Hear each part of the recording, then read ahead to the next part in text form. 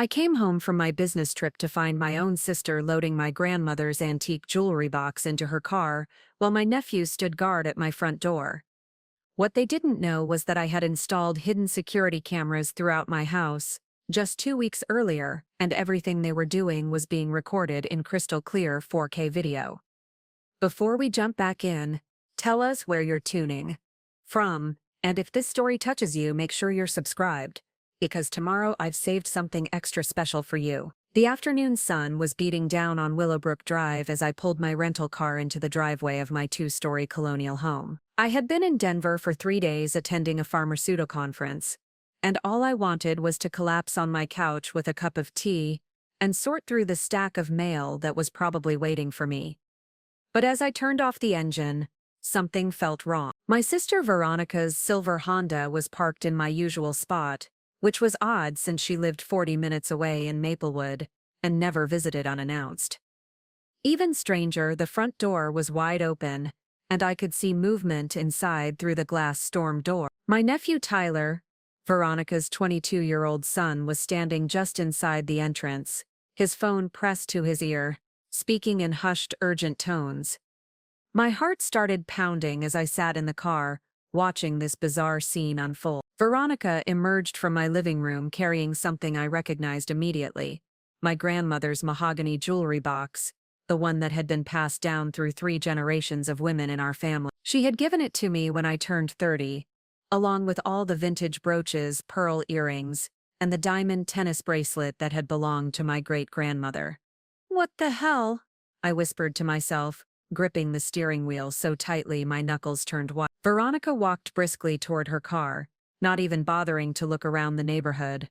She moved with the confidence of someone who thought they were completely alone and unobserved. Tyler hung up his phone and jogged after her, carrying what looked like my laptop bag and a small cardboard box I didn't recognize. I fumbled for my phone, my hands shaking as I opened the security app I had downloaded just 2 weeks earlier. After a string of break-ins in our neighborhood, I had finally invested in a comprehensive home security system: 6 cameras positioned strategically throughout the house, all connected to cloud storage and accessible through my smartphone. I had told no one about the installation, not even my cleaning lady. The app loaded, and I quickly scrolled to the live feed from my living room camera. What I saw made my stomach drop to my feet. The room was in complete chaos. My entertainment center had been ransacked, with electronic devices missing and cables hanging loose. Picture frames were askew on the mantel, and several small decorative items that usually sat on my coffee table were nowhere to be seen. I switched to the feed from my bedroom camera, and the violation felt even more personal. My dresser drawers were pulled open, clothes scattered across the bed. The small safe where I kept important documents was sitting open and empty. They had somehow gotten the combination. My jewelry stand, which usually displayed the everyday pieces I wore regularly, was completely bare.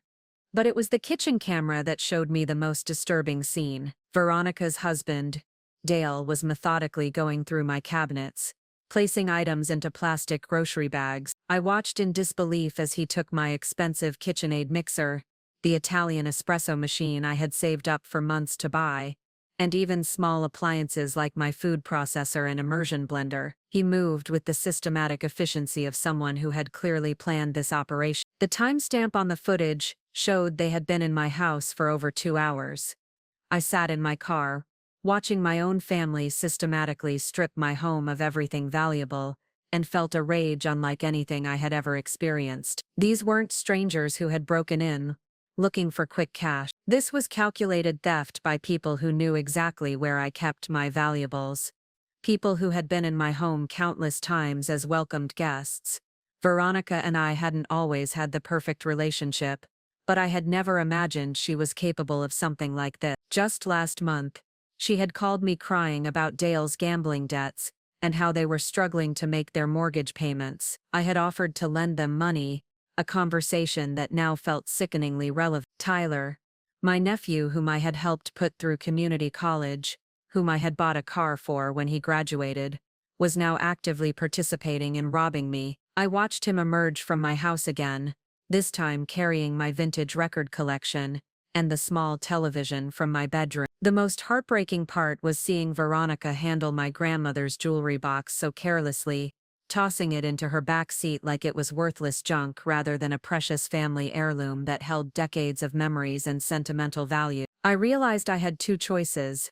I could confront them right now and create a scene in my driveway, or I could continue recording and gather more evidence of exactly what they were taking. The security system was capturing everything in high definition, automatically backing up to the cloud, creating an indisputable record of their crimes. As I watched Dale emerge from my house carrying a garbage bag full of items I couldn't identify from this distance, I made my decision. I was going to let them finish, let them think they had gotten away with it, and then I was going to show them exactly what happens when you betray someone who trusts you. But first, I needed to see just how deep this betrayal went, and whether my hidden cameras had captured enough evidence to make sure they faced real consequences for what they were doing to me. Preparing and narrating this story took us a lot of time, so if you are enjoying it, subscribe to our channel. It means a lot to us. Now back to the story. As I sat in my car watching my family systematically rob me, fragments of memory began clicking into place like pieces of a puzzle I hadn't realized I was solving. This wasn't the first time strange things had happened when I was away. It was just the first time I had cameras to catch them in the act. 3 months ago, when I returned from a weekend medical conference in Portland, I had noticed my spare house key was in a different position on the kitchen counter. I had mentioned it to Veronica during our weekly phone call, laughing about how I was probably being paranoid. She had suggested maybe my cleaning lady, Mrs. Rodriguez, had moved it while dusting.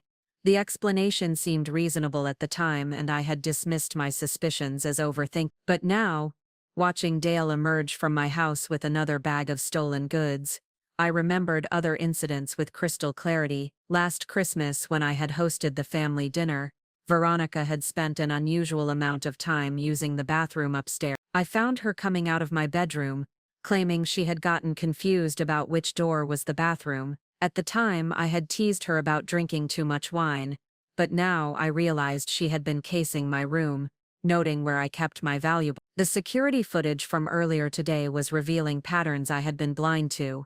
I scrolled back through the recorded timeline and watched Veronica move through my house with disturbing familiarity. She knew exactly where to find my grandmother's jewelry box, not in the obvious place on my dresser, but in the cedar chest at the foot of my bed where I kept it wrapped in silk scarves. She went straight to the safe behind my bedroom mirror without any hesitation, and somehow had the combination. My mind raced back to 2 months ago when Tyler had surprised me with a visit.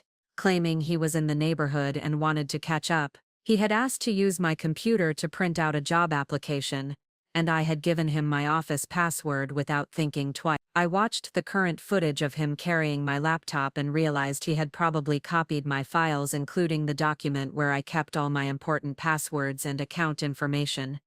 The most damning evidence was watching how they divided the work. This wasn't a spontaneous decision, it was a coordinated operation. Veronica focused on jewelry and small valuables, Dale handled electronics and kitchen appliances, and Tyler managed lookout duty and transportation. They had clearly done this before, or at least planned it meticulously. I switched between camera feeds and watched Dale in my kitchen, remembering how he had complimented my espresso machine during Easter dinner just 6 weeks ago. He had asked detailed questions about the model, the price, where I had bought it. I had assumed he was thinking about getting one for Veronica, but now I realized he was appraising it for resale value. The timeline in my head became increasingly disturbed. Every family gathering, every casual visit, every time I had welcomed them into my home, they had been cataloging my possessions. When Veronica had admired my grandmother's antique silver serving set last Thanksgiving, she wasn't just being appreciative, she was making mental notes for this robbery. I pulled up my bank app and checked my account activity, suddenly paranoid about what else they might have accessed. Nothing seemed amiss with my finances, but I noticed something odd. 3 small cash withdrawals from an ATM near Veronica's house over the past month, each for exactly $200. I never used that ATM, and I always used my debit card for purchases rather than carrying cash. With growing horror, I realized they must have cloned my debit card somehow. Tyler's visit to use my computer suddenly made more sense. He had probably copied my banking information along with everything else. Those $200 withdrawals were small enough to avoid triggering fraud alerts, but added up to $600 of my money they had been stealing gradually. I scrolled through my phone to the family group chat we had started last year to coordinate holiday plans. Reading through recent messages with this new perspective was nauseating. Just 2 weeks ago, Veronica had asked when my next business trip was scheduled, claiming she wanted to plan a family barbecue when I returned. I had told her my exact travel dates, essentially providing them with a window of opportunity. Dale had chimed in asking if I was still traveling alone, expressing concern for my safety as a single woman. Now I understood he was confirming I wouldn't have anyone checking on the house. The pattern extended beyond just planning this robbery. I realized they had been gathering intelligence for months, maybe longer. Every innocent question about my work schedule, my travel plans, my home security measures, had been reconnaissance. When Tyler had offered to house sit during my last vacation, and I had politely declined, saying I preferred to have Mrs. Rodriguez just check the mail, Veronica had seemed oddly disappointed. Even more disturbing, I remembered Veronica's recent financial crisis phone calls with fresh understanding. She had called me crying about Dale's gambling debts, about how they might lose their house, about how desperate they were becoming. But she had never actually asked me for help. She had just made sure I knew how badly they needed money. She was setting up emotional justification for what they were planning to do. Looking at the timestamp on the security footage, I realized they had been in my house for over 2 hours, but they weren't rushing. They were being methodical, careful, taking time to search thoroughly. This level of comfort suggested they had probably been in my house before when I wasn't home. How many times had they used that spare key? How many previous practice runs had there been? The betrayal felt like a physical weight pressing down on my chest. These weren't desperate people making a panicked, last-minute decision. They were calculating thieves who had been planning to rob me for months, using family gatherings to case my home and my trust to gain access to my most valuable possession. As I watched Tyler load my vintage record collection into their car, albums I had spent years collecting, some of them rare pressings, that had belonged to my father, I realized this wasn't just theft, it was a systematic dismantling of my life by people who were supposed to love and protect me. But they had made one crucial mistake. They had underestimated me. They thought I was just a naive woman living alone, an easy target who would never suspect her own family. They had no idea that every second of their betrayal was being recorded in high definition, creating evidence that would soon turn their calculated crime into their worst nightmare.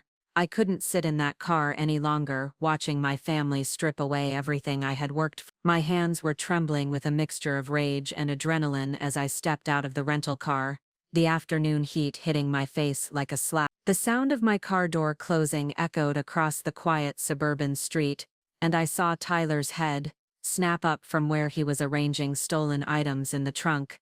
"Aunt Rebecca?" His voice cracked like he was 13 again, caught sneaking cookies before dinner. But this wasn't about cookies. This was about felony theft, and the shock on his face told me everything I needed to know about how confident they had been in their plan. I walked up my own driveway with deliberate slowness, my heels clicking against the concrete with each measured step. Tyler fumbled with his phone, clearly trying to warn the others inside, but I was already close enough to hear him whisper urgently, "She's here. She's here. Mom, get out now." The front door burst open and Veronica appeared, her face flushed and her hair disheveled. In her hands was my jewelry box, my grandmother's precious mahogany jewelry box, and she was holding it like she had every right to walk out of my house with it. Behind her, Dale emerged carrying 2 shopping bags that I could see were filled with my kitchen appliances. "Rebecca," Veronica exclaimed, her voice pitched too high, too bright. "You're back early. She trailed off, apparently realizing that there was no innocent explanation for what I was seeing. "You were just what, Veronica?" I asked, my voice deadly calm. "Just robbing me, just stealing everything our grandmother left to me, just betraying the trust I've had in you for 37 years. Dale stepped forward, trying to position himself between Veronica and me, and I noticed he was sweating profusely, despite the fact that it wasn't that hot outside. Now, Rebecca, this isn't what it looks like. We were going to explain everything. Really? I pulled out my phone and opened the security app, turning the screen toward them, then explained that the blood drained from Veronica's face as she saw the live feed from my kitchen camera, which clearly showed the chaos they had left behind. Drawers pulled open, cabinets ransacked, my belongings scattered everywhere. The timestamp in the corner showed they had been at this for over 2 hours. You put cameras in your house? Tyler's voice was barely above a whisper. I put cameras in my house, I emphasized, because there have been break-ins in the neighborhood.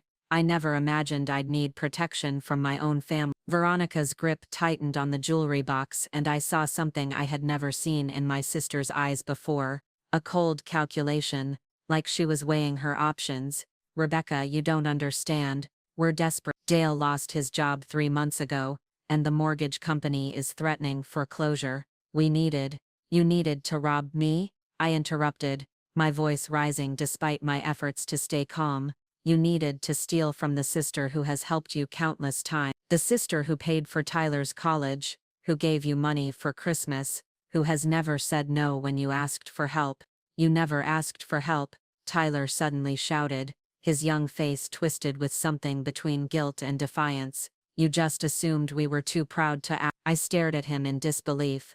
I literally offered to lend your parents money last month when your mother called crying about the mortgage. She said you would figure it out and didn't want charity, but apparently, you were already figuring it out by planning to steal from. Dale stepped forward aggressively, his jaw clenched. You don't know what it's like, Rebecca. You with your fancy house and your business trips and your expensive gadgets. You live alone. You don't have kids to feed or a mortgage that's underwater. You have more than you need. So that gives you the right to take it? I asked incredulously. That gives you the right to violate my home, to steal things that belong to our grandmother, to betray me, in the worst possible way. Veronica's expression suddenly shifted, and I saw a flash of the manipulative tactics I now realized she had been using on me for years. Her eyes filled with tears and her voice became small and pleading. Rebecca, please. I know this looks bad, but we're family. Family forgives each other. We can work this out. We can pay you back. We can pay me back. I gestured toward the jewelry box in her hands. How exactly do you plan to pay me back for our grandmother's jewelry, for the sentimental value of things that can't be replaced, for the violation of knowing that every time you've been in my home, you've been casing it like common criminals? Tyler stepped closer, and I could see he was getting agitated. This is ridiculous. You're acting like we're strangers or something. We're your family, your only family. Who else do you have, Rebecca? Who else cares about you? The cruelty of that statement hit me like a physical blow. Here was my nephew, whom I had loved and supported his entire life, using my loneliness as a weapon against me, using the fact that I had no children, no husband, no close relatives besides them, to suggest that I should be grateful for their attention, even when it came with theft and betrayal. Right now, I said quietly, I'm wondering if I have any family at all. Veronica stepped forward, still clutching the jewelry box. Don't say that. Don't you dare say that. We made a mistake, okay? We were desperate, and we made a bad decision, but we're still your family. We're still the people who love you. Love me? I laughed bitterly. You love me so much that you planned this robbery for months. You love me so much that you used family gatherings to case my house. You love me so much that you cloned my debit card and have been stealing from my bank account. That's your definition of love. Dale's face went pale at the mention of the debit card, confirming my suspicions. Tyler looked genuinely shocked. Apparently they hadn't told him about that part of their operation. We were going to pay that back, Dale muttered. When? I demanded. When were you going to pay back the $600 you've stolen from my account? When were you going to pay back the value of everything you've taken from my house today? When were you going to tell me that you've been treating me like a mark instead of a sister? Veronica's tears were flowing freely now, but I could see the anger beneath them. Fine. Fine, Rebecca. You want to destroy your family over some stuff? Over some objects? You want to choose things over people? I'm not choosing things over people, I said firmly. I'm choosing self-respect over being treated like an ATM. I'm choosing dignity over enabling people who see me as nothing more than a source of money to steal. We don't see you that way, Tyler protested, but his voice lacked conviction. Really? I pulled up the security footage again and showed them the systematic way they had moved through my house. Because this looks like the work of people who know exactly where I keep my valuables, exactly when I'll be out of town, exactly how to access my home. This looks like the work of people who have been planning to rob me for a very long time. The silence stretched between us, broken only by the sound of a neighbor's lawnmower starting up in the distance. I could see them all looking at each other, trying to figure out their next move, trying to decide whether to continue with denial or switch to a different strategy. Finally, Veronica straightened up, wiping her tears, and I saw something hard settle in her expression. Fine. You know what, Rebecca? Maybe you're right. Maybe we did plan this. Maybe we did see an opportunity and take it. But you know what? We wouldn't have had to if you weren't so selfish with your money. You could have helped us months ago, but you chose not to. And there it was. The real Veronica emerging from behind the mask of tears and manipulation. The person who believed that my refusal to hand over my money on demand somehow justified robbing me. The person who thought that being family meant having unlimited access to everything I own. I looked at my sister. Really looked at her, and realized that the person I thought I knew had probably never existed at all. 3 days passed in suffocating silence. I had changed all my locks, canceled my debit card, and moved my most precious remaining belongings to a safety deposit box at the bank. The house felt different now, violated and empty in ways that went beyond the missing item. Every room carried the phantom presence of their betrayal, every corner reminded me of what they had taken. I was sitting at my kitchen table trying to focus on quarterly reports for my pharmaceutical tilting business, when the doorbell rang. Through the newly installed peephole, I could see Veronica standing on my front porch, but this wasn't the defiant woman who had stormed away, clutching my grandmother's jewelry box. This version of my sister looked broken.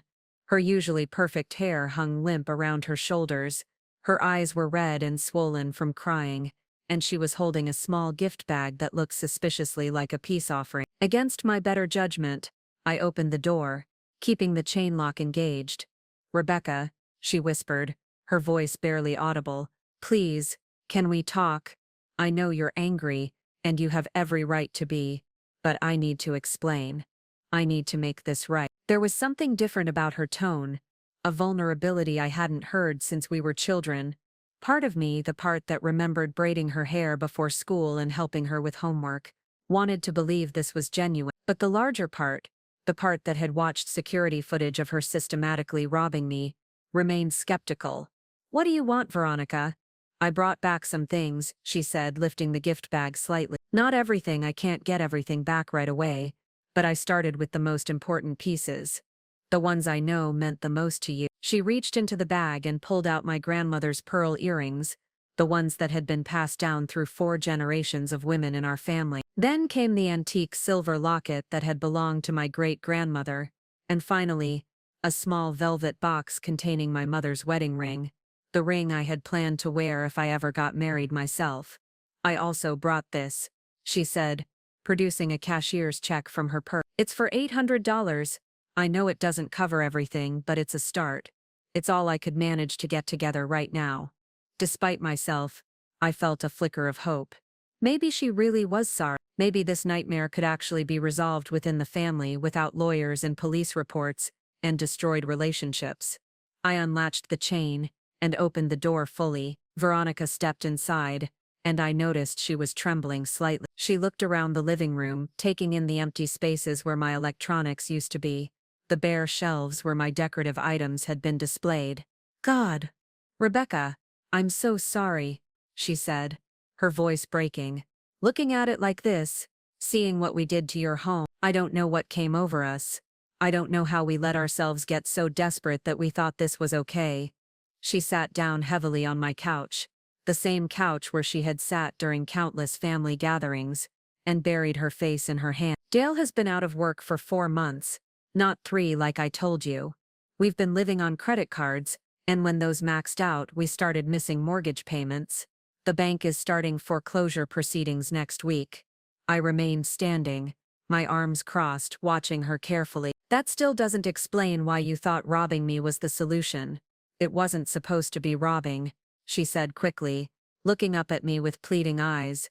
We were going to borrow things, valuable things that we could sell to get caught up on the mortgage, and then we were going to buy them back and return them to you before you ever knew they were gone. The explanation was so ridiculous that I almost laughed. Veronica, that's still theft. You can't borrow someone's possessions without asking and then sell them. That's literally the definition of stealing. I know it sounds crazy now, she said, wiping her eyes with a tissue. But we were panicking. We were desperate. And we thought since you lived alone and had insurance, maybe if some things went missing you could claim them and get the money back, and we could use the money we got from selling them to save our house. We thought it would help both of us. I stared at her in disbelief. You thought insurance fraud would help both of us? We weren't thinking clearly, she admitted. We were just trying to figure out a way to keep our family together. Tyler doesn't know about the foreclosure. We've been hiding it from him because he's finally doing well in his new job, and we didn't want him to worry. We thought if we could just get enough money to catch up on the payments, we could fix everything, and no one would ever have to know how bad things had gotten. She reached into her purse again and pulled out a thick stack of papers. Look, I brought copies of all our financial documents, the foreclosure notice, the overdue bills, Dale's unemployment paperwork. I want you to see that we really are in trouble. I want you to understand that this wasn't about greed. It was about survival. I took the papers reluctantly and flipped through. The mortgage was indeed in default, with payments that were 4 months behind. Credit card statements showed balances that were maxed out across multiple accounts, utility bills with final notice stamp, medical bills from when Tyler had been in a car accident 6 months earlier that apparently their insurance hadn't fully covered. Veronica, I said slowly, why didn't you just show me this in the first place? Why didn't you ask for help instead of stealing from me? Her face crumpled again. Because I was ashamed. Because Dale made me promise not to tell anyone how bad things had gotten. Because you've always been so successful and independent, and I felt like such a failure in comparison. Because I was afraid you'd judge us for making bad financial decisions. She stood up and walked to the window, looking out at the neighborhood where we had both grown up. Do you remember when we were kids, and I used to get in trouble for taking things that weren't mine? Mom always said I had a problem with boundaries, that I thought everything that belonged to someone else should belong to me too. I did remember. Veronica had gone through a phase in elementary school where she would take toys from friends' houses, convinced that if she wanted something badly enough, it should be hers. Our mother had spent countless hours trying to teach her about respect for other people's property. I thought I had grown out of that, she continued.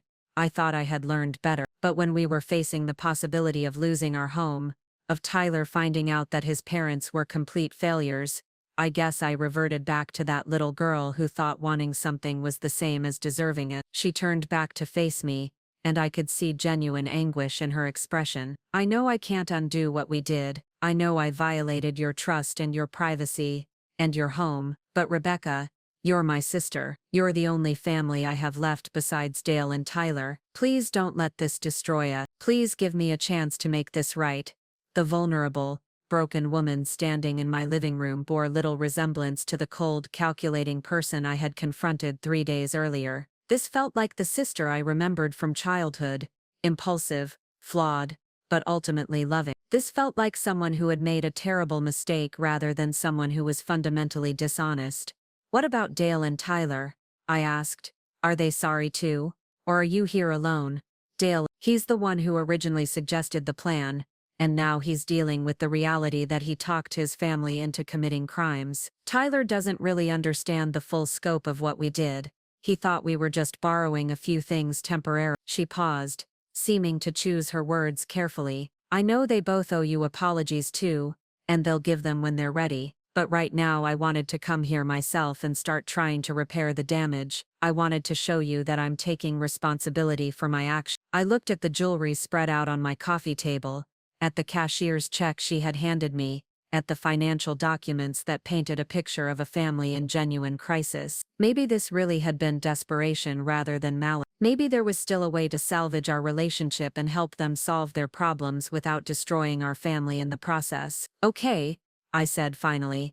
I'm willing to listen. I'm willing to work with you to figure out a solution that helps your family and restores what you took from me. But Veronica, this can never happen again. If you ever violate my trust like this again, there won't be any more chances. The relief on her face was so profound that she almost collapsed back onto the couch. Thank you, she breathed. Thank you so much, Rebecca. I promise you won't regret giving me this chance. I promise I'll make this right. But even as I said the words, something nagged at me. Something about her explanation felt rehearsed, too perfect, too designed to elicit exactly the response she was getting. And I couldn't shake the feeling that this emotional breakdown was just another performance, another manipulation designed to get her what she wanted, without facing real consequences for what she had done. 2 weeks after Veronica's tearful apology, I was finally starting to believe that maybe we could rebuild our relationship. She had been calling every few days to check in, always asking how I was doing, always expressing remorse for what had happened. Dale had even sent me a brief text message apologizing for his part in the robbery, though he hadn't offered to meet in person. Tyler, according to Veronica, was still too embarrassed to contact me directly, but she assured me he was genuinely sorry. I had started to let my guard down, started to think that maybe desperation really had driven them to make a terrible decision they deeply regret. I had even been considering offering them a loan to help with their mortgage situation, not the full amount they needed, but enough to buy them some time to get back on their feet legitimately. That illusion shattered completely when I decided to check my security footage from the day of the robbery one more time. I had been avoiding reviewing the complete recordings, finding it too painful to watch the systematic violation of my home. But something had been nagging at me about Veronica's explanation, and I finally forced myself to sit down and examine every minute of footage from all 6 cameras. What I found made my blood run cold. The timestamp showed that they had arrived at my house at 11:47 a.m., just as I had seen in the initial footage. But as I scrolled backward through the recordings, I discovered something that completely contradicted everything Veronica had told me about this being a desperate last-minute decision driven by panic. At 9:15 a.m. that same morning, Tyler had driven by my house slowly, clearly checking to make sure I wasn't home. He had gotten out of his car and walked up to my front door, testing the handle and peering through the window. Then he had taken out his phone and made a call that lasted several minutes. But the most damning evidence came from the kitchen camera, which had captured Dale conducting what could only be described as a practice run. At 10:30 a.m., a full hour before the actual robbery began, Dale had entered my house using the spare key. He had spent 20 minutes walking through every room, opening cabinets and drawers, taking photographs of my belongings with his phone. I watched in horror as he methodically documented the contents of my jewelry box, my electronics, my kitchen appliances, creating what appeared to be an inventory list. He had even opened my safe and taken pictures of the documents inside, probably to research their resale value later. This wasn't desperation or panic. This was premeditation. This was reconnaissance. The most chilling part came when Dale called someone, presumably Veronica, and I could hear him speaking quietly, but clearly, into his phone. "Okay, I've got everything mapped out. The jewelry box is exactly where you said it would be. And the safe combination you got from her computer worked perfectly. The electronics are newer than we thought. We should be able to get at least $3,000 for the laptop and TV alone." My hands were shaking as I continued reviewing the footage. At 11:15 a.m., Veronica and Tyler had met Dale at a coffee shop 3 blocks from my house. I could see them through the shop's front window, sitting around a table with Dale's phone open, reviewing the photographs he had taken. They were dividing up responsibilities, pointing at different items on the screen, discussing strategy like military generals planning an invasion. The level of calculation was breathtaking. Veronica had brought printed photographs clearly taken during previous visits to my home, and was comparing them to Dale's fresh reconnaissance photos, to make sure nothing had been moved or changed. Tyler had brought empty boxes and shopping bags, pre-sized for the items they planned to steal, but the evidence that completely destroyed any remaining sympathy I might have felt came from the final piece of footage. After they had finished loading their cars with my belongings, After they thought they had successfully completed their robbery, I watched them celebrate. They were standing in my driveway high-fiving and laughing like they had just won the lottery. Dale was counting cash. Apparently they had already sold some of my smaller items to a pawn shop on their way to my house. Veronica was admiring my grandmother's jewelry box, opening it and trying on the antique brooch that had belonged to my great-grandmother. I can't believe she fell for the sob story about us being desperate, Veronica said, her voice clearly audible on the audio recording. She's always been so gullible when it comes to family. Remember when we convinced her to pay for Tyler's car by telling her we couldn't afford it? She never even asked to see our bank statements. Tyler laughed. She's such a pushover. I bet if we had just asked her for money directly, she would have given it to us anyway.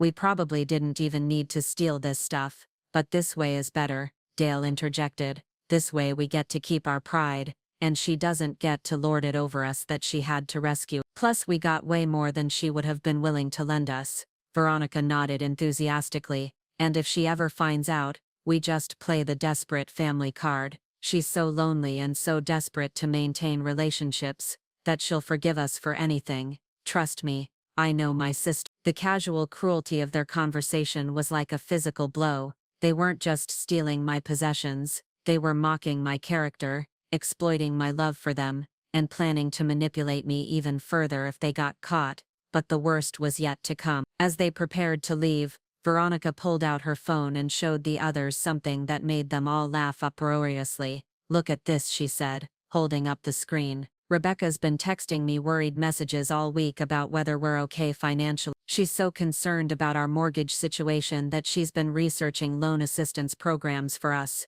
I felt sick. Those texts she was showing them were messages I had sent out of genuine concern for their welfare, messages where I had offered to help them research financial assistance options and connect them with resources that might help them avoid foreclosure. Should we tell her we already got approved for a loan modification last month? Tyler asked, grinning. Are you kidding? Dale replied. Let her keep worrying. Let her keep thinking we're about to lose the house. The more guilty she feels about having money while we're struggling, the less likely she is to press charges or make a big deal about this. Veronica was nodding. Exactly, and if she does start to get suspicious, I'll just show up at her door crying again. Maybe I'll bring Tyler this time. She has such a soft spot for him. We'll tell her we're going to family counseling or something. Really sell the redemption story. My stomach twisted as I realized that even her tearful apology 2 weeks ago had been completely fabricated. The vulnerable, broken woman who had stood in my living room begging for forgiveness had been an act, a performance designed to manipulate me into not reporting their crimes to the police. Even worse, I now understood that they had never been in financial crisis at all. The foreclosure documents Veronica had shown me, the overdue bills, the unemployment paperwork, it had all been fake, props in an elaborate con game designed to make me feel sorry for them. As I continued watching the footage, I saw Dale pull out a manila folder filled with what appeared to be additional financial documents. I've got the rest of the fake paperwork here if we need it, he said. Medical bills, more overdue notices, even a fake eviction notice if we really need to sell the desperation angle. You're so thorough, Veronica said admiringly. Rebecca always was too trusting. She believes whatever story tugs at her heartstring. Remember when we were kids, and I used to fake being sick to get out of chores? She would always cover for me because she felt bad that I was suffering. The three of them stood there in my driveway surrounded by my stolen possessions, laughing about how easy it had been to deceive. They were treating my love and trust like character flaws to be exploited, my loneliness like a weakness to be manipulated. But as they prepared to drive away with their stolen goods, Veronica said something that made my blood boil.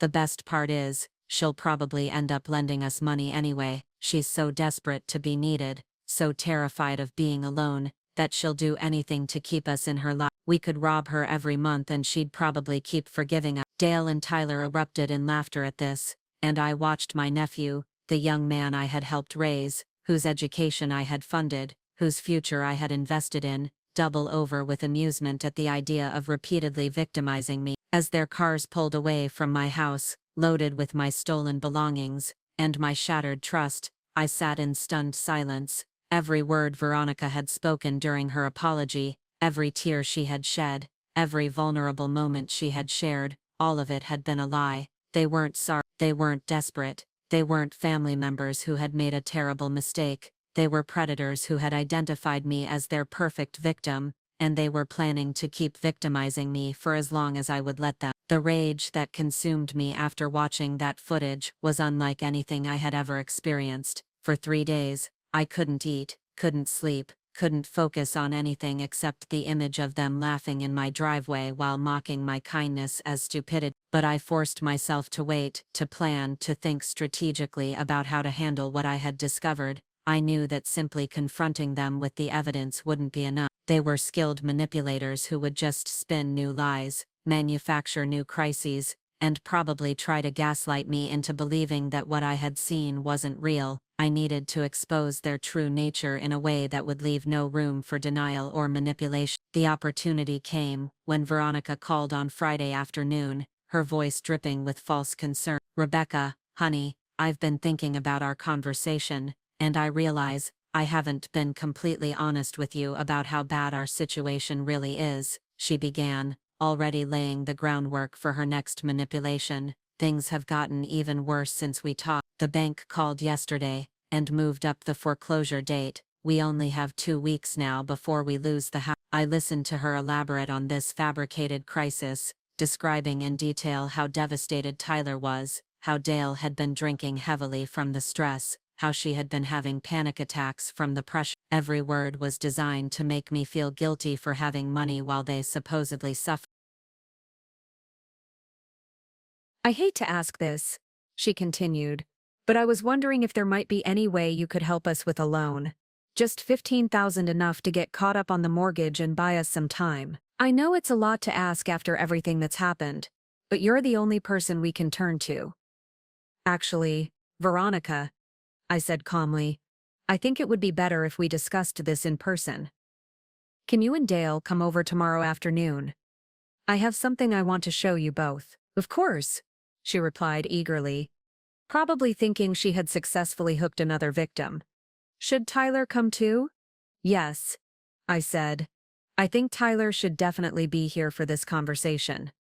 The next afternoon, they arrived at my house looking appropriately distressed. Veronica had clearly been crying, or at least making it look like she had been crying. Dale appeared disheveled and defeated, the picture of a man facing financial ruin. Tyler looked uncomfortable, like a young man who didn't want to be involved in adult financial problems. "Thank you so much for agreeing to see us," Veronica said as I let them into my living room. "I know this is awkward after everything that's happened, but we really are at the end of our rope here. Please, sit down," I said, gesturing to the couch. "I do want to discuss your financial situation, but first, I have something I need to share with you." I had set up my laptop on the coffee table, connected to the large TV screen on my wall. Without preamble, I pressed play and began showing them the security footage from the day of the robbery. Their faces went through a fascinating progression of emotions as they watched themselves on screen. First confusion, then recognition, then growing alarm as they realized the implications of what they were seeing. "What is this?" Dale asked weakly, though he obviously knew exactly what it was. "This is security footage from the day you robbed my house," I said matter-of-factly. "But what's really interesting is what happened before the robbery. Would you like to see that part?" I fast-forwarded to Dale's reconnaissance mission, watching his face go pale as he saw himself methodically photographing my belongings and testing my safe combination. "Rebecca, I can explain," he started. "Oh, you don't need to explain anything," I interrupt. "The footage speaks for itself. But my personal favorite part comes next." I switched to the exterior camera footage showing their strategy session at the coffee shop, then their post-robbery celebration in my driveway. The audio was crystal clear, and I watched their expressions change from defensive to horrified as they heard their own voices mocking me. Veronica's face had gone completely white. Tyler was staring at the screen in shock, apparently unaware that their conversation had been recorded. Dale looked like he was going to be sick.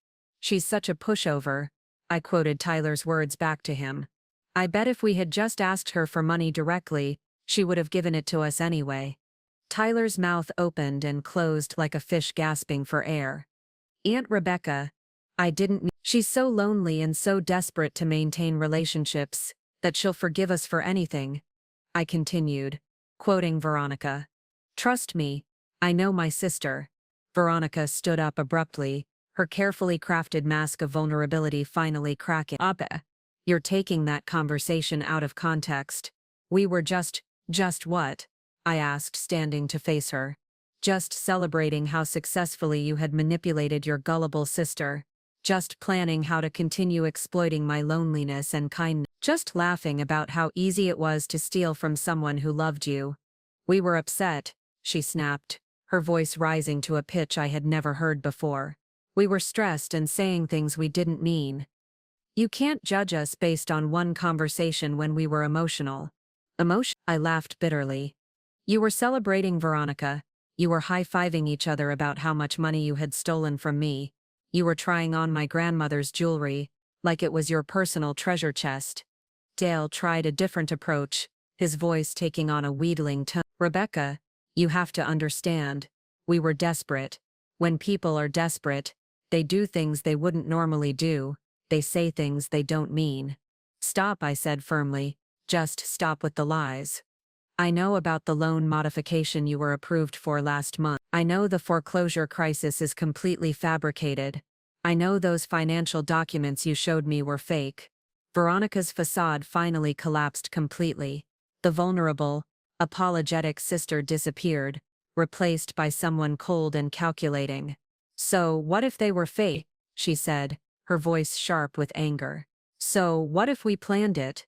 You have more money than you know what to do with, sitting alone in this big house with no family, no children, no one to leave anything to. At least we would have put it to good use. Good use. I stared at her in disbelief. Stealing from your sister is putting money to good use. You were never going to miss it. Tyler burst out, apparently finding his voice. You live by yourself. You don't have kids to worry about. You don't have real problems like we do. You could afford to lose some The casual cruelty of his words hit me like a physical blow. Real problems, Tyler.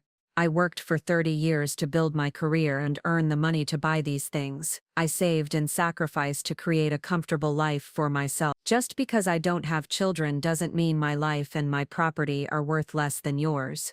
That's not what he meant, Dale said quickly, but his tone lacked conviction.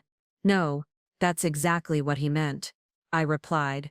That's what all of you meant. You think because I'm alone, because I don't have children to inherit my possessions, that makes me fair game. You think my loneliness is a character flaw that you can exploit. Veronica stepped closer to me, and I saw something I had never seen in my sister's eyes before. Pure malice. You want to know what I really think, Rebecca? I think you're pathetic. 43 years old, living alone, no husband, no children, clinging to your precious possessions like they're going to fill the emptiness in your life. You should be grateful that we even bother to spend time with you. The words hung in the air like poison.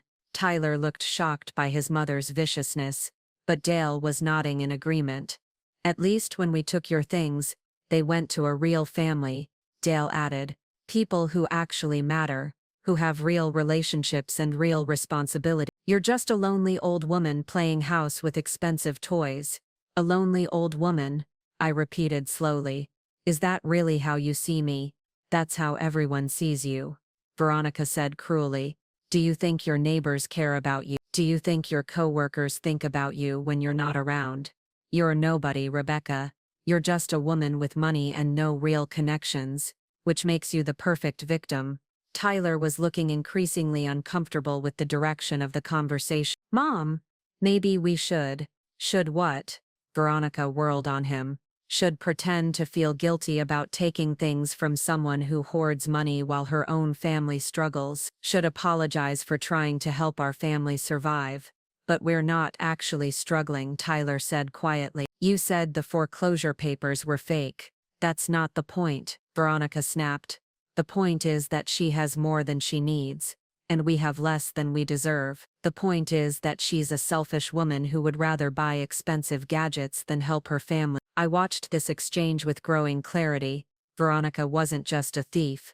She was someone who genuinely believed she was entitled to whatever she wanted whenever she wanted it. She had convinced herself that my success was somehow unfair, that my financial security was an injustice that she had the right to correct through theft. "You know what the real tragedy is here?" I said quietly. "It's not that you stole from me. It's not even that you lied to me. It's that you never saw me as a person at all. You saw me as a resource, a target, someone whose feelings and rights didn't matter because you decided I had too much, and you had too little." "Spare us the sob story," Dale said dismissively. "You'll survive this. You'll replace the stuff we took, and in 6 months you'll probably forget this ever happened. But we would have lost our house." "You were never going to lose your house," I reminded him. "That was a lie. The house was just an excuse," Veronica said, apparently past the point of pretend. "The truth is, we wanted what you had, and we took it. And if you hadn't installed those cameras, we would have gotten away with it, and you never would have known the difference." The mask had finally fallen completely off, revealing the true nature of the people I had called family. They weren't sorry, they weren't ashamed, they were angry that they had been caught, and they genuinely believed that I deserved what they had done to me. Looking at their faces, Tyler's discomfort, Dale's defiance, Veronica's cold rage, I realized that the sister I thought I knew had never existed at all. After their vicious verbal assault, they stormed out of my house, slamming the door so hard that my front window rattled. But my confrontation with them had been just the beginning, not the end. What I discovered over the next few days made their robbery look like child's play compared to the larger scheme they had been running. It started when I received a call from my bank's fraud prevention department on Monday morning. "Miss Carter, we're calling about some unusual activity on your account," the representative explained. "We've detected several attempts to access your online banking from an unauthorized location, and there's been a request to increase your daily withdrawal limit that doesn't match your typical banking patterns." My blood ran cold. "What kind of attempt?" "Someone has been trying to log into your account using what appears to be legitimate credentials, but from IP addresses in different locations. They've been unsuccessful so far because we implemented additional security measures after detecting the suspicious pattern, but we wanted to alert you immediately." I immediately thought of Tyler's visit to use my computer, and realized they had probably copied more than just my password list. "Can you tell me what information they were trying to access?" "They were primarily focused on your savings accounts and investment portfolios. It appears they were trying to determine your total assets and account balance. They also attempted to set up electronic fund transfers to external accounts." The scope of their plans was becoming clear. The physical robbery had been just the tip of the iceberg.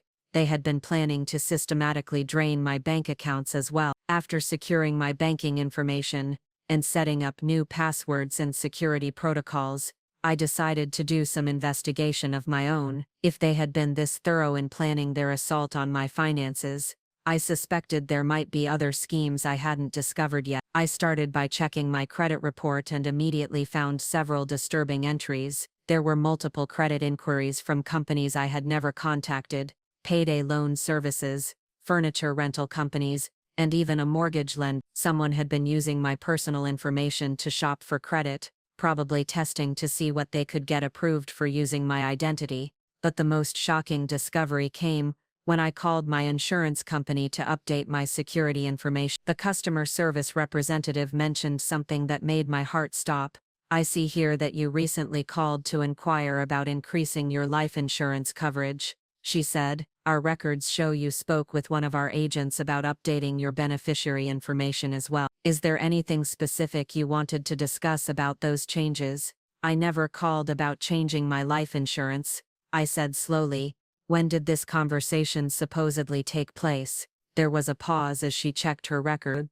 "It shows here that someone called 2 weeks ago claiming to be you. They provided your social security number and other identifying information, so our agent proceeded with the consultation. The caller expressed interest in increasing your coverage from $200,000 to $500,000, and asked about the process for updating beneficiaries. 2 weeks ago, right around the time Veronica had come to my house with her tearful apology and fake remorse." "Did the caller actually submit an application or make any changes?" No, they said they wanted to think about it and would call back. But Miss Carter, if you didn't make this call, this could indicate identity theft. We should flag your account for additional security immediately. After hanging up with the insurance company, I sat in stunned silence. They hadn't just been planning to rob my house and drain my bank accounts, they had been researching how to increase my life insurance coverage with themselves as beneficiaries. The implications of that were terrifying. I called Detective Martinez at the Willowbrook Police Department, who had been assigned to my case, after I had finally reported the robbery the previous week. Detective Martinez, I need to add some information to my report. I've discovered that the robbery was part of a much larger scheme. What kind of scheme, Miss Carter? I explained about the banking fraud attempts, the credit inquiries, and the disturbing call to my insurance company. There was a long silence on the other end of the line. Miss Carter, what you're describing sounds like they were setting up for a comprehensive financial takeover. The life insurance inquiry is particularly concerning. I think we need to expand this investigation significantly. What should I do? First, I want you to contact every financial institution you do business with and implement maximum security protocols. Second, I'm going to get a warrant to examine their computers and phones. If they've been planning something this elaborate, there will be digital evidence. Third, I think you should consider getting a restraining order. That afternoon, I drove to Dale and Veronica's house in Maplewood. I hadn't planned to confront them again, but I needed to see something for myself. I parked across the street and watched their house, trying to understand what I was dealing with. What I saw confirmed my worst fears. Their driveway contained two relatively new cars, and through the front window, I could see a large flat-screen television and expensive furniture. The yard was well maintained, and there was a new deck being constructed in the backyard. This was not a family facing foreclosure or financial hardship. As I sat there, a truck pulled up to their house with Maplewood Electronics Resale printed on the side. I watched as Dale emerged from the house carrying several items I recognized: my laptop, my kitchen appliances, and what appeared to be some of my jewelry. He was selling my stolen goods to a resale shop, probably one he had established a relationship with for this specific purpose. But what I saw next made my blood boil. Tyler came out of the house wearing a watch that looked suspiciously like the vintage Rolex that had belonged to my father. He was laughing and joking with the resale shop owner like they were old friends, completely comfortable with trafficking in stolen goods. When I got home, I found an envelope slipped under my door. Inside was a handwritten note that made my hands shake. Rebecca, we know you've been asking questions about us. We know you think you're so smart with your cameras and your evidence, but you should remember that you live alone in that big house, and accidents happen to people who cause problems for their families. Maybe you should think about what's more important, some material possessions, or your safe. Family is supposed to stick together, not call the police on each other. We're willing to forget this whole misunderstanding if you are, but if you keep pushing this, you might not like how it ends. Your loving sister. The note wasn't just a threat, it was confirmation that they were watching me, monitoring my activities and escalating their tactics. They had moved beyond theft and fraud into outright intimidation. I immediately called Detective Martinez and read him the note. Miss Carter, this changes everything. This is now a felony intimidation case in addition to the theft and fraud charges. I'm sending a patrol car to your house right now, and I want you to pack a bag. Do you have somewhere safe you can stay for a few days while we execute the search warrant? As I packed an overnight bag, my mind reeled with the realization of how comprehensive their plan had been. They hadn't just wanted to steal from me, they had been working toward complete financial control over my life. The robbery, the bank fraud attempts, the life insurance inquiry, even the intimidation tactics, were all part of a systematic plan to exploit me in every possible way. They had been treating me like a mark in a long-term con game, and I had been playing the role of the perfect victim without even realizing it. My trust, my loneliness, my desire to maintain family relationships, they had weaponized every aspect of my personality against me. But their biggest mistake was underestimating how far I was willing to go to protect myself once I understood what they were really capable of. They thought threatening me would make me back down and accept their abuse. Instead, it made me realize that these people weren't just greedy, they were dangerous. and dangerous people needed to face serious consequences. I spent the next 3 days staying at a hotel while Detective Martinez and his team executed search warrants on Dale and Veronica's house, their cars and their electronic devices. The waiting was excruciating, but what they found exceeded even my worst expectations about the depth of their criminal activities. Detective Martinez called me on Thursday evening with an update that made my blood run cold. "Miss Carter, you need to sit down for this conversation. What we've uncovered is far more extensive than a simple robbery case. These people have been running a sophisticated criminal operation with you as the primary target, and it goes back much further than you realize." I was sitting in my hotel room, staring out at the parking lot, when he delivered the news that would change everything I thought I knew about my family. "We found detailed files on Dale's computer documenting your daily routines, your work schedule, your financial accounts, and even your medical information. They've been surveillance you for over 18 months. They know when you leave for work, when you return home, when you travel for business, when you go grocery shopping. They have photographs of you taken without your knowledge, including some from inside your house." My stomach lurched. "Inside my house?" "It appears they've been entering your home regularly when you're away. They installed listening devices in your living room and bedroom, which is how they were able to access your safe combination and computer passwords. They've been monitoring your phone calls and recording your conversation." The violation felt complete and absolute. Everything I had thought was private, every moment I had believed I was alone and safe in my own home, had been an illusion. They had been watching me, listening to me, studying me, like a laboratory specimen. "But that's not the worst of it," Detective Martinez continued. "We found evidence that they've been using this information to run multiple scams. They've been selling your personal data to identity theft rings, using your information to establish fake credit accounts, and they've been planning to forge your signature on financial documents that would have given them power of attorney over your assets." I felt like I was going to be sick. How long have they been doing this? The earliest evidence we found dates back 2 years. It appears this started shortly after Tyler graduated from college and moved back in with his parents. They were facing some legitimate financial pressures at that time, and they began viewing you as a solution to their problems. 2 years. For 2 years they had been systematically violating my privacy and planning to destroy my financial security. Every family gathering, every phone call, every expression of concern for my well-being had been part of a calculated campaign to exploit and eventually rob me blind. "Detective, what about the life insurance inquiry? How does that fit into their plan?" There was a long pause before he answered. "Miss Carter, we found a detailed timeline on Veronica's laptop that outlines a plan they called Project Rebecca. The life insurance increase was intended to be the final phase of their operation. Based on the documents we recovered, they were planning to make you the victim of what would appear to be an accidental death."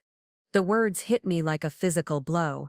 I had to set the phone down for a moment while I processed what he was telling me. My own sister, my nephew, my brother-in-law, they hadn't just been planning to rob me, they had been planning to kill me. They had researched methods that would be difficult to detect as homicide. Detective Martinez continued gently. "Staged accidents, medication interactions, even carbon monoxide poisoning. They had been studying your medical records to understand your health conditions and medications, looking for ways to make your death appear natural or accidental." I thought about all the times over the past 2 years when I had felt unwell after family gatherings, times when I had attributed my nausea or dizziness to stress or something I had eaten.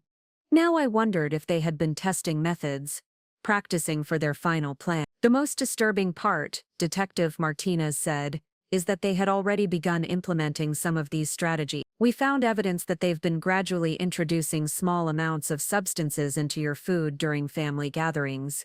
Nothing immediately dangerous, but designed to create a pattern of health issues that would make a sudden death seem less suspicious." The room seemed to spin around me. Every headache after Sunday dinner, every bout of stomach troubles following holiday gatherings, every time I had felt unusually tired or confused after spending time with them, it all made horrible sense now. "They've been slowly poisoning me," I whispered. "It appears we've sent samples of substances we found in their possession to the lab for analysis, but preliminary tests suggest they were using compounds that would cause gradual organ damage over time. If they had continued with their plan, you would have appeared to die from natural causes related to a declining health condition they were artificially creating. I sat in stunned silence, trying to comprehend the level of calculation and cruelty involved in their scheme. They hadn't just wanted my money, they had been willing to slowly torture me to death to get it, all while pretending to love and care about me. Miss Carter, there's something else you need to know. We found communications between them and other individuals who appeared to be part of a larger criminal network. This wasn't just about you. They've been running similar operations against other victims. You weren't their first target, and you wouldn't have been their last. The realization that I was part of a pattern, that other people had suffered what I was experiencing, made me feel both less alone and more horrified. How many other lonely, trusting people had they identified as marks? How many other families had they infiltrated and destroyed? We found detailed profiles of at least 6 other potential victims they were researching. Detective Martinez explained. Elderly people living alone, single women with substantial assets, people who were socially isolated and financially vulnerable. They had been building relationships with these individuals, gaining their trust and gathering information about their finances and daily routine. Henderson, my elderly neighbor who had mentioned how friendly Tyler had been lately, always offering to help with her yard work and groceries. I thought about my coworker Linda, who had recently started dating Dale's supposed cousin, a man she had met through Veronica at a community event. The web of their deception extended far beyond just me. Detective, what happens now? We have enough evidence to charge all 3 of them with multiple felonies: burglary, fraud, identity theft, conspiracy, stalking, attempted murder, and elder abuse. The federal authorities are also interested because the identity theft and financial fraud crossed state lines. They're looking at serious prison time. But as relieved as I was to know they would face consequences, I couldn't shake the feeling that the damage to my life was irreversible. They hadn't just stolen my possessions or violated my privacy, they had stolen my ability to trust, my sense of safety, my belief in the fundamental goodness of family relationships. There's one more thing, Miss Carter. We found evidence that suggests Tyler wasn't as involved in the planning as his parents. His participation appears to have been more about following their lead than actively orchestrating the crime. He's been cooperating with our investigation and has provided information about other victims and criminal contacts. I didn't know how to feel about that information. Tyler was still an adult who had participated in robbing me, who had mocked my loneliness, who had worn my father's stolen watch like a trophy. But if there was a chance he could be rehabilitated, if he could help prevent other people from suffering what I had experienced, maybe some good could come from this nightmare. When will they be arrested? Tomorrow morning. We wanted to give you advance notice so you could prepare yourself. This is going to become public knowledge, and there will likely be media attention because of the sophistication of their operation and the number of victims involved.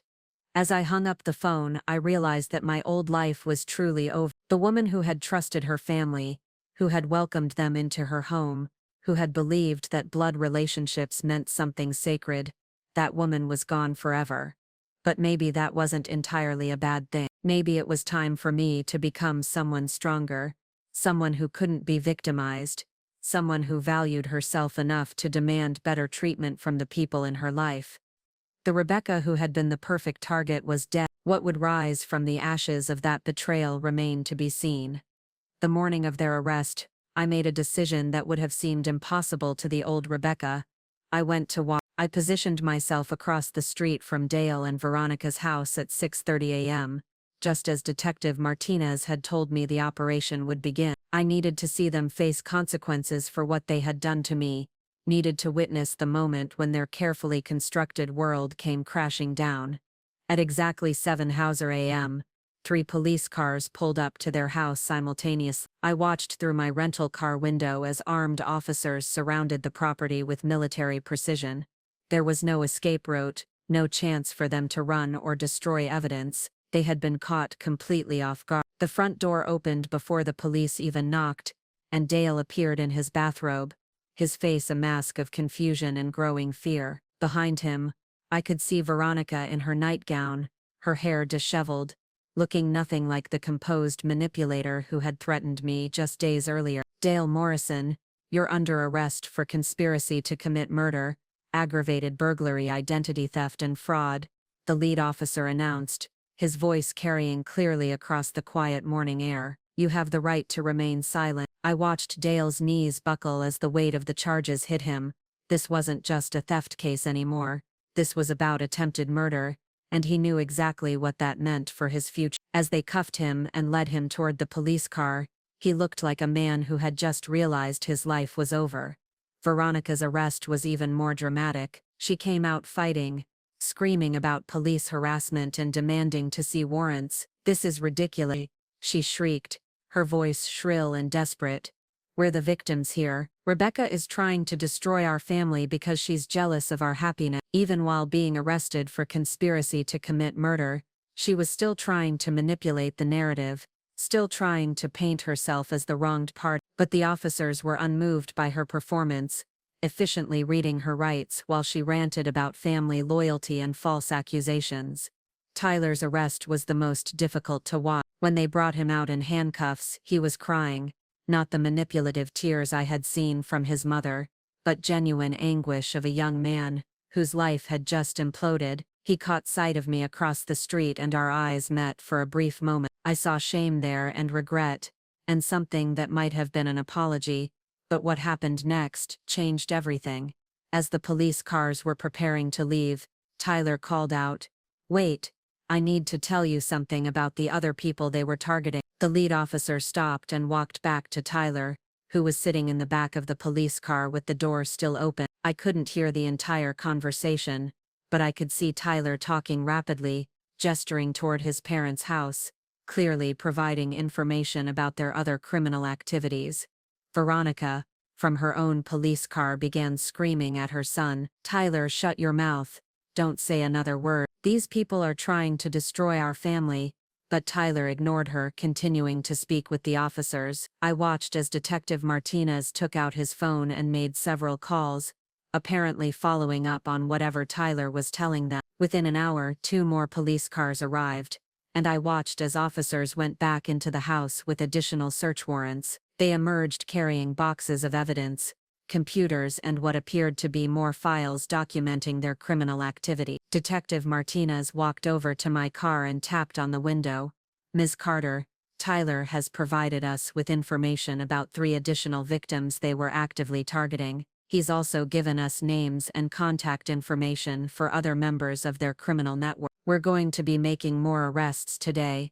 I felt a surge of satisfaction that was both powerful and disturbing. These people who had violated me, who had planned to kill me, were finally facing real consequences. But more than that, they were being exposed in a way that would prevent them from victimizing anyone else.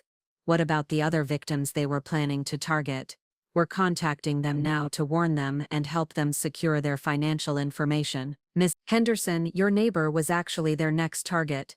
Tyler provided us with detailed plans they had developed for gaining access to her home and financial accounts. The thought of sweet Mrs. Henderson being subjected to what I had experienced made my blood boil. But at least now she would be protected, and other potential victims would be warned.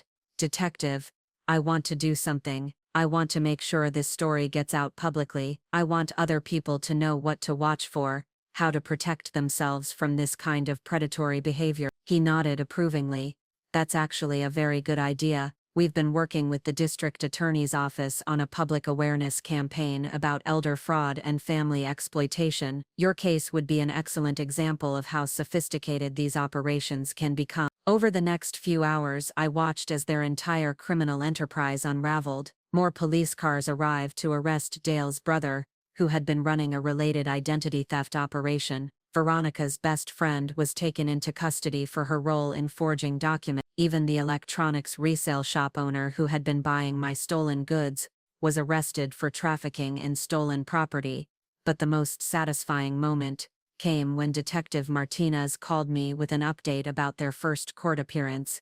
"Ms. Carter, they all tried to make bail, but the judge denied it based on the severity of the charges and the flight risk assessment. Dale broke down completely in court and tried to claim that Veronica masterminded everything. Veronica blamed Dale and insisted that Tyler was the real criminal. Tyler maintained his cooperation with our investigation, and his attorney is working on a plea deal in exchange for his testimony against his parents.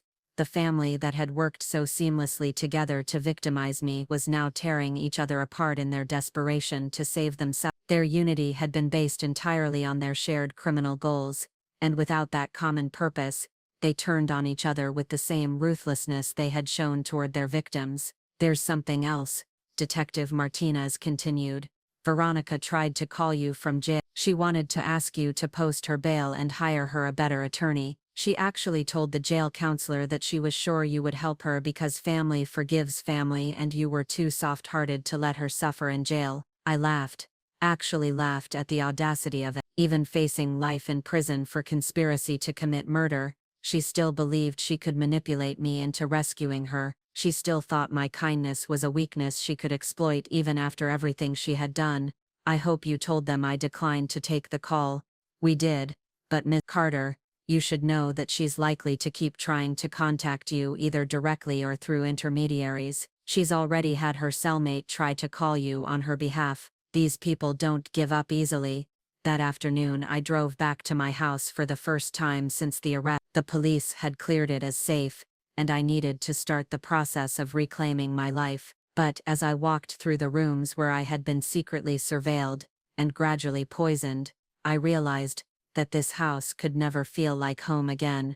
Every corner held memories of violation. Every family gathering that had taken place here was now tainted with the knowledge of what they had really been doing. The dining room where we had shared holiday meals was where they had been slowly drugging me. The living room where we had watched movies together was where they had planted listening devices to monitor my conversations. I sat in my kitchen and made a list of everything that needed to change. New house, new security system, new phone number, new email address, new bank account. I was going to rebuild my life from the ground up, but this time I would build it with walls that couldn't be breached by people who claimed to love me while plotting my destruction. The old Rebecca, the trusting woman who believed that family was sacred, and that blood relationships meant automatic loyalty, was gone forever. In her place was someone harder, smarter, and infinitely more protective of herself. And for the first time since this nightmare began, that felt like a victory.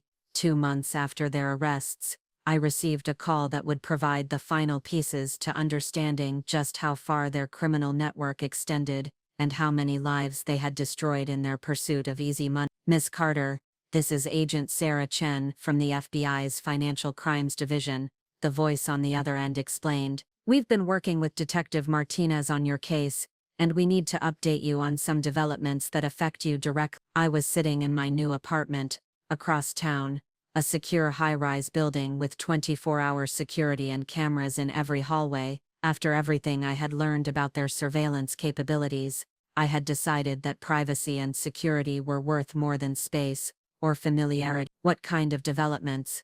"We've been tracking the money trail from your case, and what we've discovered is that your family was part of a sophisticated multi-state criminal organization that's been operating for over 5 years. The evidence Tyler provided led us to uncover operations in 7 different states, with over 40 confirmed victims.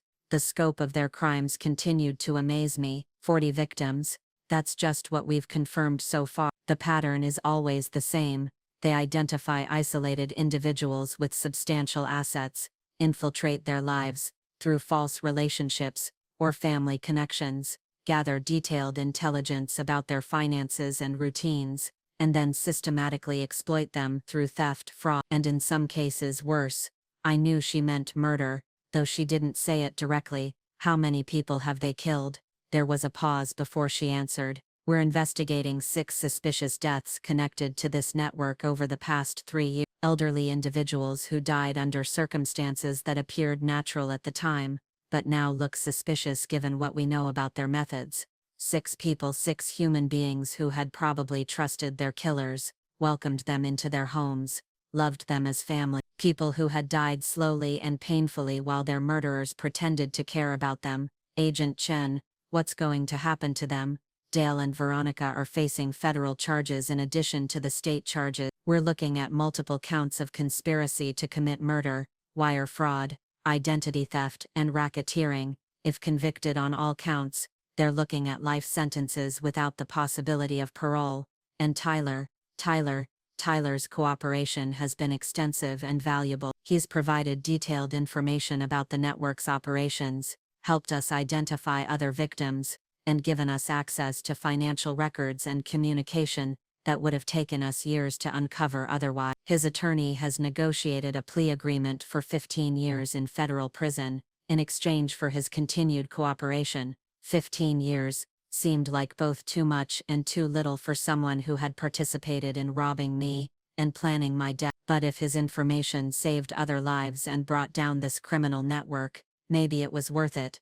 There's something else you need to know, Agent Chen continued. We've recovered additional items that belong to you. Tyler led us to storage units in 3 different states where they had been keeping stolen goods from various victims. Some of your grandmother's jewelry that you thought was lost forever is actually recoverable. The thought of getting back my grandmother's antique brooch and some of the other family heirlooms brought tears to my eyes. I had assumed they were gone forever, sold to anonymous buyers who would never know their sentimental value. But the most important update I have for you concerns the other victims. We've been able to return stolen property to 17 families, and we've prevented the completion of 3 active operations that were in progress when we made the arrests.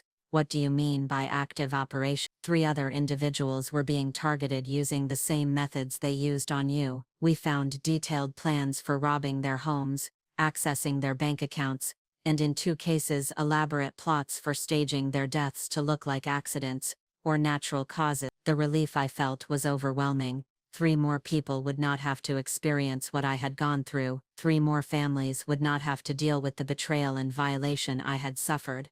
Carter, we've also discovered that your case was being used as a training example for other members of the criminal network. They had documented their entire operation against you, the surveillance, the planning, the execution, even the cover-up strategies, and were using it to teach new recruits how to target similar victims.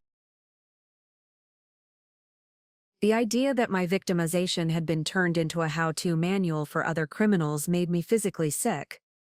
But it also meant that my decision to fight back and expose them had prevented countless other people from suffering the same fate.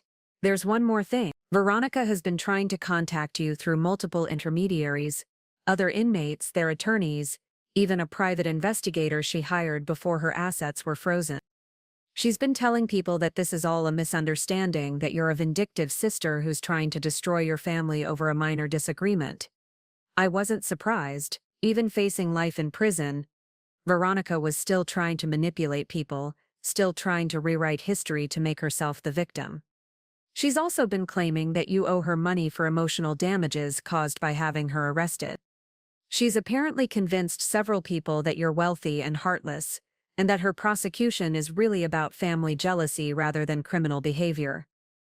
The audacity was breathtaking, but it was also reassuring in a way. It confirmed that the person I had seen during our final confrontation was the real Veronica, manipulative, entitled, and completely incapable of accepting responsibility for her actions. Agent Chen, what should I do if she or her associates manage to contact me? Don't engage at all. Forward any communications to us immediately. And Ms. Carter, you should know that your decision to cooperate with our investigation and speak publicly about your experience has made a real difference. We've received over 200 calls from people who recognized similar patterns in their own lives after seeing your story in the news. The media attention had been intense, but worthwhile. When Detective Martinez and I had decided to go public with the case, I had been nervous about the exposure. But knowing that my story had helped other people recognize when they were being victimized made it worthwhile. Some of those calls led us to additional victims we hadn't identified, and others allowed us to prevent crimes that were still in the planning stages. Your courage in speaking out has probably saved lives. After hanging up with Agent Chen, I sat in my new living room looking out at the city skyline. The view was different from my old house, but it was mine, and it was safe, and no one could take that away from me. I thought about the person I had been 2 months ago, trusting, isolated, vulnerable to manipulation because I so desperately wanted to believe in the goodness of family relationships. That person was gone, and I didn't mourn her loss anymore. In her place was someone stronger. Someone who understood that real love doesn't come with surveillance equipment and poison. Someone who knew that loneliness was better than toxic relationships, and that being alone didn't make me a target, it made me independent. My phone rang, and I saw Detective Martinez's name on the caller ID. Miss Carter, I wanted to give you a heads up. The trial date has been set for next month, and the prosecutor wants to know if you're prepared to testify. Absolutely, I said without hesitation. I want them to face the consequences of what they did, not just to me but to all their victims. Good, because your testimony is going to be crucial. You're the only victim who fought back, who gathered evidence, who refused to be silent. Your case is the foundation for bringing down this entire criminal enterprise. As I hung up the phone, I realized that my transformation was complete. I was no longer the woman who had been victimized. I was the woman who had fought back and won. I was the woman who had turned their greatest weapon against them. My supposed isolation and vulnerability had given me the motivation and freedom to pursue justice without worrying about maintaining family relationships. They had underestimated me because they saw my kindness as weakness, my loneliness as desperation, my love as something they could exploit. They had been wrong on every count, and now they would spend the rest of their lives paying for that miscalculation. 1 year later, I stood in the kitchen of my new home, a charming cottage I had purchased in the coastal town of Seabrook, 3 hours away from Willowbrook, and all the memories that haunted that place. The morning light filtered through my new curtains, casting warm patterns on the hardwood floors that no one had ever violated. This house was mine alone, chosen by me, secured by me, and filled with only the people and memories I had deliberately invited in. The trial had ended 6 months ago with convictions on all counts. Dale received life without parole. Veronica received life without parole. And Tyler was serving his 15 years at a federal facility in another state. The other members of their criminal network had been sentenced to varying terms, with the entire organization finally dismantled after years of operation. But the most satisfying outcome hadn't been their sentences. It had been the impact of speaking out. My testimony had been broadcast on national news, and the story of their sophisticated criminal operation had led to a federal task force being created to identify and prevent similar schemes. Over 800 people had contacted law enforcement after hearing my story, recognizing patterns of manipulation and exploitation in their own lives. Mrs. Henderson, my former neighbor who had been their next target, had become an unlikely friend. She had moved to a retirement community with enhanced security and had started a support group for victims of family fraud. She called me every few weeks to update me on their progress and to share stories of people who had been helped by the awareness campaign we had inadvertently started. "Rebecca, you saved my life," she had told me after the trial. "Not just from them, but from a lifetime of being afraid to trust my own instincts. You showed me that fighting back is possible, even when the people hurting you are supposed to love you." I was sipping my coffee and checking my email when I found a message that stopped me cold. The sender was listed as Tyler Morrison, and it had been sent from the federal correctional facility where he was serving his sentence. "Dear Aunt Rebecca, I know I have no right to contact you, and I understand if you delete this without reading it. But my counselor suggested that I write to you as part of my rehabilitation program, not to ask for anything, but to take full responsibility for what I did, and to let you know how your courage has affected other people, including me." I almost deleted it immediately. The last thing I wanted was another manipulation attempt from someone who had participated in planning my death, but something made me continue reading. "I want you to know that I understand now what we really did to you. It wasn't just theft or fraud.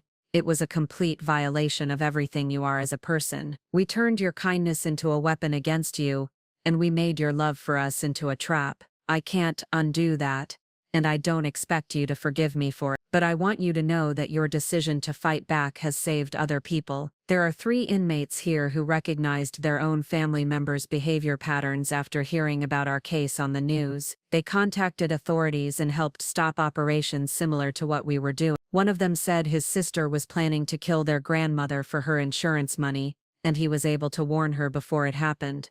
I set down my coffee cup, genuinely moved despite myself. If Tyler's letter was genuine, then the ripple effects of my decision to seek justice were still spreading, still protecting people I would never meet. I also want you to know that Mom is still trying to contact you through other people. She hasn't accepted responsibility for anything we did, and she's still telling people that you're a vindictive woman who destroyed your family over money. She's tried to get me to help her contact you, but I've refused. I won't be part of manipulating you ever again. The truth is, we never saw you as a person. We saw you as a resource, a mark, someone who existed to solve our problems and fulfill our wants. That wasn't love, and it wasn't family. I don't know what real family is supposed to look like, but I know it's not supposed to involve surveillance equipment and poison. I'm getting counseling here, and I'm trying to understand how I became someone who could participate in planning to kill a person who had only ever been kind to me. I don't expect you to care about my rehabilitation, but I want you to know that your story is being used in programs here to help other people recognize when they're being manipulated by family members or when they're manipulating others. I don't know what I'll do when I get out in 14 years. I don't know if I'll ever be able to have normal relationships or contribute anything positive to the world, but I know that I'll never forget what real courage looks like, because I saw it in you. You could have stayed quiet, accepted the loss, and tried to pretend it never happened. Instead, you fought back and saved people you'll never meet. I don't expect a response to this letter, and I won't contact you again, but I wanted you to know that the woman who refused to be a victim, who turned her pain into protection for others, is someone I think about every day. You showed me what integrity looks like, even when I was too lost to recognize it at the time. Thank you for being strong enough to seek justice, not just for yourself but for all of us, Tyler.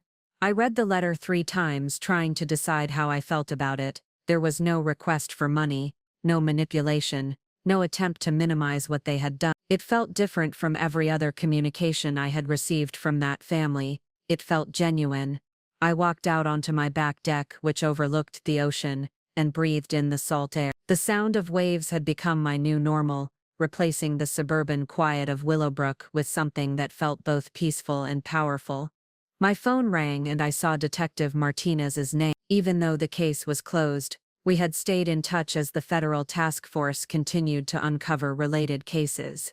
Rebecca, I wanted to give you an update on something amazing. Do you remember Mrs. Patterson from the support group you spoke to last month? I did remember her, an elderly woman whose nephew had been stealing from her for years, convinced that because she lived alone no one would notice or care. She decided to report her nephew to the police after hearing your presentation. We found evidence that he was planning to escalate to physical violence, and we were able to arrest him before anyone got hurt. She said your story gave her permission to value herself enough to seek help. After hanging up with Detective Martinez, I sat on my deck watching the sunset paint the sky in brilliant oranges and purples. I thought about the woman I had been a year ago, isolated, trusting, desperate to maintain family connections even when they were toxic. That woman was gone, but not lost.